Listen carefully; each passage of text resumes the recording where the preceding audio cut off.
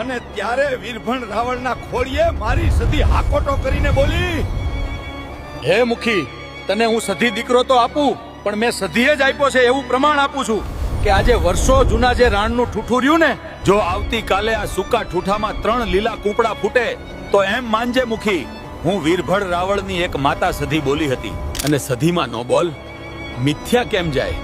અને બીજા દિવસે જ્યારે વહેલી સવારે વીરવણ, રાવળ અને મુખી આવીને જુએ છે તો એ સૂકા રાણના ઠૂઠામાં 3 કૂપડો ફૂટેલી જોઈ અને પછી તો મુખી બાપાને પણ સધીમા ઉપર પૂરેપૂરો વિશ્વાસ બંધાઈ ગયો. અને પછી તો સધીમાએ પોતાના કહ્યા પ્રમાણે કળાના મુખીને દીકરો આપી અને કળાના પંથકમાં જ નહીં પરંતુ દુનિયામાં ડંકો વગાડ્યો. તો આમ સધી માતાજી સિંધ પ્રદેશમાંથી ગુજરાતની પાટણની રાણકી વાવે આવ્યા અને રાણકી વાવેથી કડા ગામમાં આવ્યા અને ત્યાંથી આવી અને તેમણે હજારો પરચા પૂર્યા અને આમ પરચા પૂરી અને માતા સધી આખા ગુજરાતમાં પ્રખ્યાત થયા. જો તમને સધીમાની સત્યગાથા ગમી હોય તો કમેન્ટમાં જય સધીમા લખજો અને આવી જ કથાઓ જોવા માટે સબસ્ક્રાઇબ કરવાનું ભૂલતા નહીં.